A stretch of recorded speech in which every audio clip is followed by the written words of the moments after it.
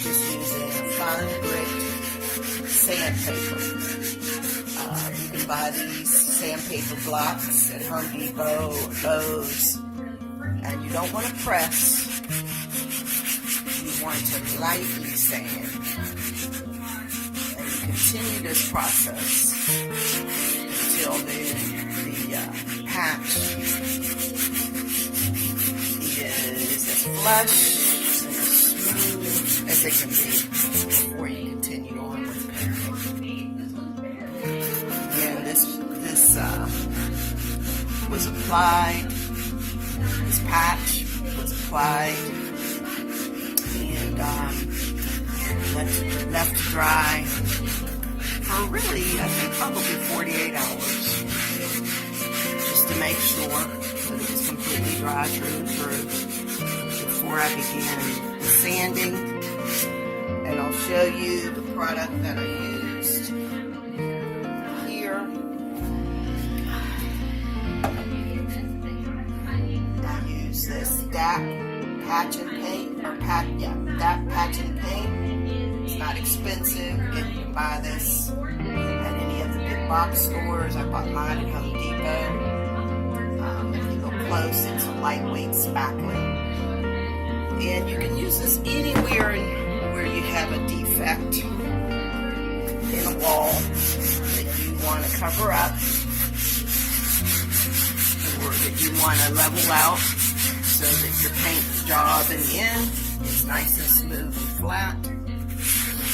Now you'll notice I haven't removed the light cover yet, but I will remove the light cover before I paint. Okay, so I'll just continue to do this.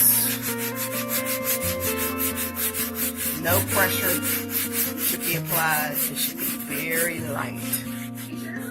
And just keep working over the area, and you'll get it as flat as you possibly can. Now, I didn't film it, but while I was applying this, I was using, and let's see if I still have it here. I think I've put it away. But you can use tools to help spread it out and make it as flat as possible while you're applying the patch. And the better the job you do with that, the less of this you'll have to do. Alright, just keep going. And I'll come back and show you after it's all sanded. Okay, so I've applied the first coat of paint.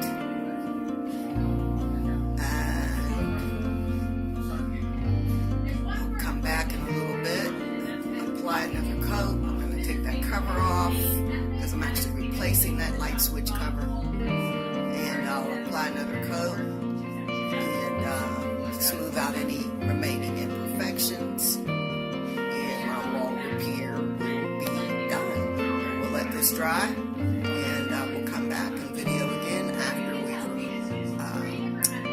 put on the final coat and replace the light switch cover.